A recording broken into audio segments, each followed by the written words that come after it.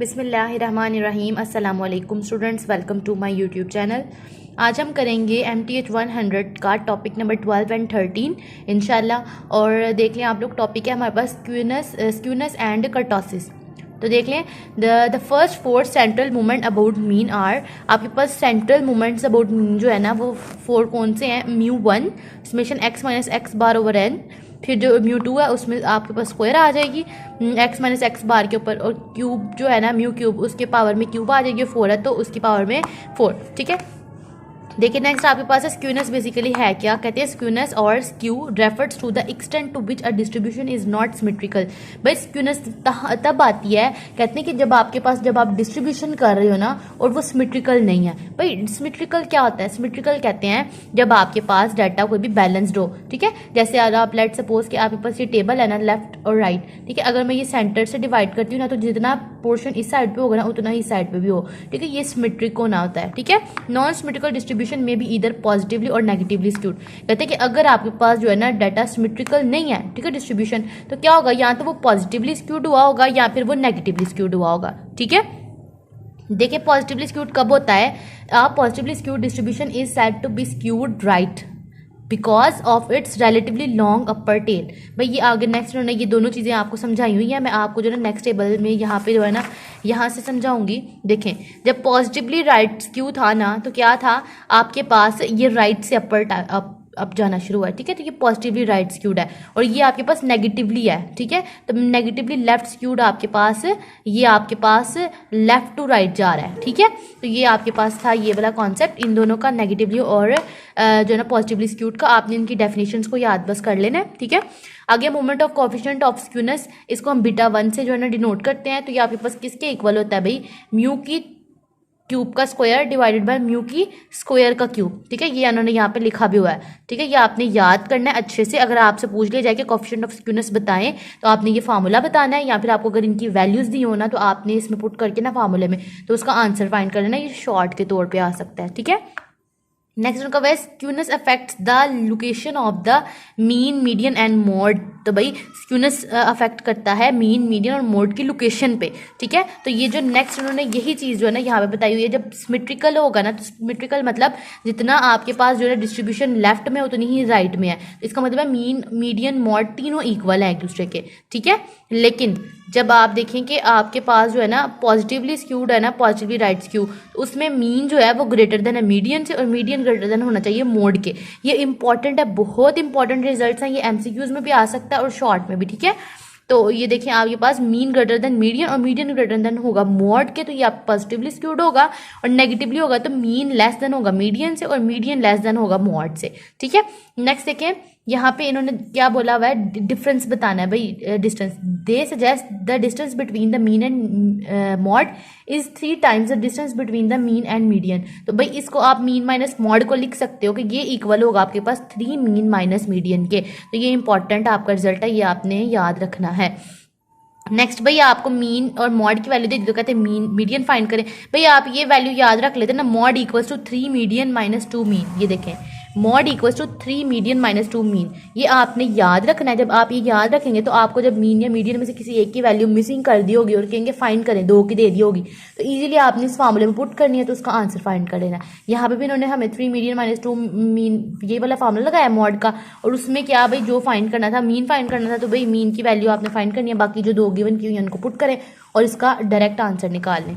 ठीक है, नेक्स्ट देखें Pearson's and coefficient of skewness. तो भाई इसका आपने फार्मूला याद करना है, Pearson's coefficient of skewness mean minus mode divided by standard deviation, या मीन माइनस मोड की जगह आप 3 मीन माइनस मीडियन भी पुट कर सकते हैं। ठीक है, तो ये दोनों का आंसर आपके पास सेम ही आएगा। ठीक है, नेक्स्ट देखें आपके पास है भाई, आपको टेबल गिवन कर दिया है और आपको कहते हैं भाई इसका जो है ना फाइंड करें आप Pearson's coefficient of skewness. Coefficient of skewness find करने के लिए भैया आपके पास mean minus mode divide by standard deviation होना चाहिए। तो भाई इसी टेबल से हम मीन फाइंड करेंगे। मीन कैसे फाइंड करेंगे भैया? आप मीन फाइंड करने के लिए आप summation fx divide by summation f वाला फार्मूला लगाएं। ठीक है, उसके बाद आपको मॉड चाहिए। मॉड के लिए भाई आपने ये फार्मूला याद किया, भाई ये वाला याद किया है तो इसके मुताबिक आप कर लेने। तो मैंने आपको एक और फार्मूला करवाया था, l plus fm minus f1 divided by fm minus f1 fm minus f2 ये दोनों मल्टीप्लाई और मल्टीप्लाई ये सारा का सारा हो रहा है 8 से। इसमें आपके पास जो फ्रीक्वेंसी वाला टेबल गिवन होगा उसमें से आपने जो आपकी वैल्यू आ रही होगी टेबल में लोएस्ट बाउंड्री उसको सिलेक्ट करके उसमें से F1 जो बनेगा, लेट सपोज ये है तो इसके ऊपर वाला F1 होगा, नीचे वाला F2 होगा। इस तरह से आपने जो है ना मॉड फाइंड कर लेना है, मीन फाइंड कर लेना है। फिर आपको स्टैंडर्ड डेविएशन चाहिए, उसके लिए आपने स्टैंडर्ड डेविएशन का फॉर्मूला लगाना है। स्टैंडर्ड डेविएशन क्या होता है, वेरिएंस के ऊपर आप स्क्वायर रूट ले लेते हो, ठीक है। तो स्टैंडर्ड डेविएशन के लिए आपको ये फॉर्मूला लगाना है। आपने यहाँ से स्टैंडर्ड डेविएशन भी आ जाएगा, एंड पे इन तीनों की वैल्यूज को आपने पुट कर लेना है तो आपके पास कोफिशिएंट ऑफ स्क्यूनेस आ जाएगा, ठीक है। नेक्स्ट देखें, आपके पास कर्टोसिस क्या है। कर्टोसिस है is a measure of degree to which a distribution is more और लेस पीक्ड। कर्टोसिस बताता है आपके पास जो डिस्ट्रीब्यूशन है वो कितनी पीक पे है, ठीक है, उसकी कितनी हाइट है और वो कितनी लेसर है, ठीक है। The most important measure of kurtosis जो है ना आपके पास है सेकंड और फोर्थ वाला होता है, ठीक है। तो बीटा जो है ना बीटा 2 आप कर्टोसिस को कहते हो, उसको आप कैसे फाइंड कर सकते हो, उन्होंने कहा है कि इंपॉर्टेंट मेजर ऑफ कर्टोसिस है सेकंड और फोर्थ, तो ये μ4 डिवाइड बाय μ2 की स्क्वायर, ठीक है। ये आपने इंपॉर्टेंट रिजल्ट याद रखना है। जब आपके पास बीटा स्क्वायर -3 ग्रेटर देन होगा 0 से, इट मीन्स डिस्ट्रीब्यूशन लेप्टोकर्टिक है। अगर लेस देन होगा डिस्ट्रीब्यूशन प्लेटिकर्टिक है, और इक्वल होगा जब तो डिस्ट्रीब्यूशन मेसोकर्टिक होती है। अब इसको हम डायग्राम के थ्रू देख लेते हैं। देखिए जो हाईएस्ट पीक होती है ना वो लेप्टोकर्टिक होती है, ठीक है, और जो आपके पास सबसे लेसर पीक होती है ना वो आपके पास प्लेटिकर्टिक होती है, जो फ्लैटर होती है। लेकिन हम बताया हुआ फ्लैटर पीक जो होगी ना और जो थिनर होगी टेल वो आपके पास प्लेटिकर्टिक होगी, और जो लेप्टोकर्टिक है वो हायर पीक होगी, ठीक है। तो हायर पीक जो है वो आपके पास लेप्टोकर्टिक है। होप सो आपको समझ आ गई होगी। ये था आपका टॉपिक 12। अब हम देख लेते हैं टॉपिक 13 और इसके बाद आपका ये कोर्स जो है वो मुकम्मल हो जाएगा, ठीक है। आपको जो मैंने मोटी मोटी चीज़ें बताई हैं आपने इनको ध्यान से देख लेंगे ना, अगर आप इसको प्रैक्टिकली कर लेंगे ना हाथ से, तो होप सो आपके बहुत अच्छे नंबर आ जाएंगे, ठीक है। आगे देखिए प्रोबेबिलिटी कॉन्सेप्ट क्या है भाई। प्रोबेबिलिटी हमारे पास होती है कैलकुलेशन और चांसेस होते हैं कि आपके पास कोई भी आप चांसेस होते हैं कि आप जो भी फाइंड कर रहे हो ना, लेट सपोज कि मैं कहती हूँ कि मैंने कॉइन को टॉस किया, ये हाइपोथेसिस थी, ठीक है, हाइपोथेसिस होती है। तो आपकी यहाँ वो ट्रू निकल आएगी, यहाँ वो फॉल्स होगी, ठीक है। देखिए जैसे हम हेड है ना, अगर ये हम कॉइन को जो है ना वो टॉस करते हैं, या हमारे पास हेड आएगा या हमारे पास टेल आएगा, एक ही टाइम पे हेड और टेल दोनों नहीं आ सकते, ठीक है। देखिए कि फिर इसका मतलब है कि हमारे पास चांस कितने होते हैं, चांस ऑफ अकर हमारे पास हाफ होते हैं। हाफ चांस होता है आपके पास कि हेड आ जाए, हाफ चांस होता है कि आपके पास टेल आ सकता है, ठीक है। इवेंट देख लें, an event is a specified set of outcomes of a particular hypothesis. Event कहते हैं जो आपके पास आउटकम आएगी, यानी हेड आ गया अगर तो वो आपका हेड का इवेंट होगा, अगर आपके पास टेल आता है तो इवेंट आपका टेल होगा, यानी कि इवेंट आपके पास आउटकम्स होती हैं जो आपके पास आती हैं, ठीक है। उसके बाद देखें कि हम डिनोट किसे करते हैं आउटकम्स को, इवेंट्स को कैपिटल लेटर से A B C इस तरह से आप जो है उनको डिनोट कर सकते हैं इवेंट्स को, ठीक है। उसके बाद जो है ना इसमें ये बताया हुआ है कि जब आपने प्रोबेबिलिटी फाइंड करनी है इवेंट के साथ A, तो आप किस उसको लिखोगे A है ना आपके पास इवेंट, तो आपको प्रोबेबिलिटी फाइंड करनी है तो आप उसको PA लिखेंगे, ठीक है। तो PA आपके पास कॉइन के लिए हाफ है 0.5 हेड के लिए, और 0.5 ही टेल के लिए, ठीक है। उसको आप PB भी कह सकते हैं जब आप टेल के लिए कर रहे हो तो, ठीक है। नेक्स्ट उन्होंने ये बताया हुआ है कि अगर हमारे पास जो है ना A B एग्जाम्पल दी हुई है कि एग्जाम्पल देखें, हेड है shows up when we toss a coin, जब हम टॉस करते हैं कॉइन को उसको आप A का नाम दे दो, लेकिन जब आपके पास जो शो करता है second and third toss coin का उसको B का नाम दे दें, और C आप number of the number greater than 3, अगर 3 से ज़्यादा आता है आपके पास नंबर तो आप क्या करोगे, वी रोल अ डाई, हम डाई को रोल करेंगे, उसको C का नाम दे दें, ठीक है। तो इस तरह से आप इनको अलग अलग नाम दे सकते हैं, ठीक है। और ये आपके पास इवेंट्स बन गए हैं तीनों, ठीक है।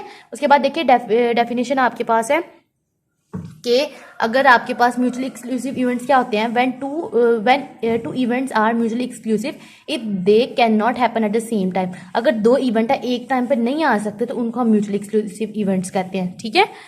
देखिए अभी उन्होंने एग्जांपल भी दिया है, आपके पास है हेड्स और ये हमारे पास टी डिनोट कर रहे हैं टेल को, एच हेड और टी टेल को, ये एक म्यूचुअली एक्सक्लूसिव है, क्यों, क्योंकि हेड और टेल एक टाइम पर नहीं आ सकते, ठीक है। इस तरह से देखिए एग्जॉस्टिव इवेंट्स कौन से होंगे, a collection of events is exhaustive if all the events elementary events under the experiments are covered by the events considered together। जब आपके पास events जो है ना वो collection आए events की और वो सारे के सारे जो है ना वो आप collectively उनको consider कर रहे हो, वो इकट्ठे आ सकते हैं, उनको हम कहते हैं आपके पास exhaustive events है। In the other words the events are said to be mutually exclusive when they are such that at least one of the event compulsory occurs। यानी कि हर दफ़ा में ना जब आप events को करते हो कैलकुलेट, ठीक है, तो क्या होता है एक इवेंट ऐसा है जो बार बार जो है ना रिपीट हो रहा है, ठीक है। अब मैं आपको ना एग्जांपल से यहाँ से समझाऊंगी, ठीक है। नेक्स्ट आप देख लें प्रोबेबिलिटी स्पेस क्या होती है और स्पेस सैम्पल स्पेस क्या होती है। आपके पास जो आउटकम्स आ रहे होते हैं ना, जितने भी सारे के सारे आउटकम्स, वो आपके पास होते हैं प्रोबेबिलिटी स्पेस। जैसे इन्होंने कहा कि आपके पास कॉइन है, उसको 3 टाइम्स जो है ना आप जो है ना टॉस करो।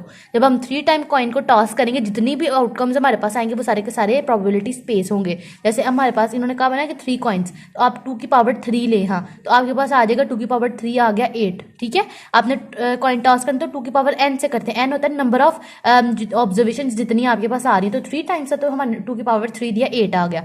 इट मीन्स 8 आ रहा है। हमने क्या करना है, कॉइन है, कॉइन के पास हमारे पास 2 चांसेस होते हैं, या हेड होगा या टेल होगा, ठीक है। तो आपने क्या करना है, आप ऐसा करें कि आपने 8 आपके पास आउटकम्स आने चाहिए, तो आप फर्स्ट 4 हेड ले लें, ठीक है, और नेक्स्ट जो है ना आप टेल ले लें 4। फिर आप फर्स्ट 2 हेड 2 टेल, फिर 2 हेड 2 टेल, फिर next 1 head 1 tail, 1 head 1 tail, 1 head 1 tail, 1 head and 1 tail, ठीक है। तो ये आपके पास 8 जो है ना आउटकम्स के लिए ना ये बन गया आपके पास, जो हमारे पास सैंपल स्पेस आ रहा था। तो कितना है भाई, आप टोटल देख लें 8 है, 1 2 3 4 5 6 7 8। और देखिए चांसेस क्या है, यहाँ तो तीनों हेड आएंगे, यहाँ फिर 2 हेड 1 टेल आ सकता है, या 1 हेड 2 हेड 1 टेल आ सकता है इस तरह से, या फिर 1 हेड और 2 टेल आ सकते हैं, 1 टेल 2 हेड इस तरह से, ठीक है। तो ये आपके पास क्या है, ये देखिए ये जो लिखा हुआ है ना उन्होंने यहाँ पे इस तरह से। अब देखिए क्या रिपीट नहीं हो रहे, एक इवेंट 2 से ज़्यादा दफ़ा नहीं आ रहा है। इसमें देखिए यहाँ पे टेल आ रहा है, यहाँ पे भी टेल आ रहा है। ये देखिए ये हमारे पास है एग्जॉस्टिव इवेंट्स, ठीक है। ये एग्जांपल दे मैंने आपको साथ ये भी कॉन्सेप्ट क्लियर करवा दिया इसके साथ ही। नेक्स्ट देखिए प्रोबेबिलिटी इवेंट ए आपने फाइंड करना हो, तो वो PA आप कैसे फाइंड करते हो, जो आपके पास आउटकम्स होते हैं वो, और जो टोटल आउटकम्स होते हैं उसके ऊपर डिवाइड करके, ठीक है। इवेंट्स जो सैंपल स्पेस के टोटल कितने आए, मेरे पास 8 आए ना, अगर मैं इसकी दिखाऊं आपको, तो ये टोटल इवेंट्स 8 है। तो मेरे पास जो टोटल होगा ना वो APA फाइंड करना है आपने, तो टोटल आपके पास जो है ना 8 आएगा नीचे, तो टोटल इवेंट्स 8 है, ठीक है। उसमें से कहते हैं कि आप वो चुने जिसमें जो है ना हेड है, बस ये मैं खुद से एग्जांपल दे, हेड सब सिर्फ आपने जो है ना जिनमें हेड आ रहा है वो कौन से इवेंट्स हैं आपके पास। देखिए इसमें जो है ना हेड आ रहा है, head head head head head head, यानी कि इस टेल को छोड़ के ना इनमें टेल आ रहा है बाकी सारे, तो 7। तो ये हमारे पास आएगा PA 7/8, यानी कि टोटल जो आप उन्होंने कहा होगा ना सेलेक्ट करें कितने आपके पास आने चाहिए, वो आपके पास होगा नंबर ऑफ इवेंट्स, और उनको टोटल पे डिवाइड करना होता है, ठीक है। यही इन्होंने यहाँ पे एग्जाम्पल से समझाया हुआ है। नेक्स्ट आपके पास कुछ करेक्टरिस्टिक्स हैं कि आपके पास प्रोबेबिलिटी इवेंट ए की जो है ना वो 0 और 1 के दरमियान ही आनी चाहिए, 0 से माइनस में नहीं जाना चाहिए, और 1 से बड़ी नहीं होनी चाहिए, ठीक है। बस ये बताइए। उसके बाद है 2 इवेंट्स इंडिपेंडेंट कब होते हैं, कि जब वो दोनों भाई एक दूसरे पर डिपेंड नहीं कर रहे इवेंट्स, ठीक है। If the knowledge of one event happening does not affect the probability of occurrence of the other event. एक इवेंट का जो आंसर है वो दूसरे के ऊपर अफेक्ट नहीं ना कर रहा, तो आपके पास इंडिपेंडेंट इवेंट होंगे, ठीक है। फिर उसके बाद कॉम्प्लीमेंट कैसे आप फाइंड करते हैं, ए कॉम्प्लीमेंट आपके पास कैसे आता है कि आप उसको AC से डिनोट कर सकते हैं, A की पावर C से, या फिर A जो है ना PA plus PA complement equals to 1 रखें आप, ठीक है। तो यहाँ से आपके पास जो है ना कॉम्प्लीमेंट जो है ना फाइंड करना हो तो इस तरह से आप फाइंड कर सकते हैं। उसके बाद देखिए आपके पास जो इवेंट्स है, मल्टीप्लिकेशन रूल आपको क्या कहता है कि आपके पास सिर्फ 2 इवेंट्स है मल्टीप्लाई हो रहे हैं, तो आप लें PA इंटरसेक्शन B, ठीक है। यहाँ आप इसको इस तरह से लिख सकते हैं PA.PB, ठीक है। और जब एडिशन हो रही हो तो आप PA यूनियन B, एडिशन के लिए यूनियन, मल्टीप्लिकेशन के लिए इंटरसेक्शन लगाते हैं, तो A union B equals to PA plus PB minus PA intersection B, ये आपके पास है एडिशन के रूल के लिए, ठीक है।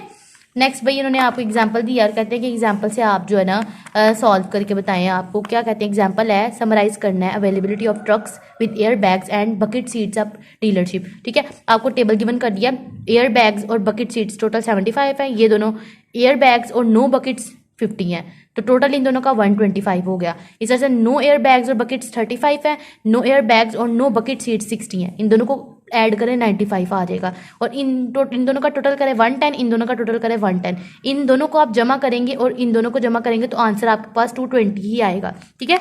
इन्होंने कहा प्रोबेबिलिटी फाइंड करें selecting truck at random that, आपने जो अब सिलेक्ट करना है ना वो रैंडम लिया, ठीक है। रैंडम यानी कोई भी उठा सकते हैं। That has either air bags और बकेट सीट्स, कहते हैं वो हो सकता है कि आपके पास एयर बैग्स आ जाएं या बकेट सीट्स आ जाएं।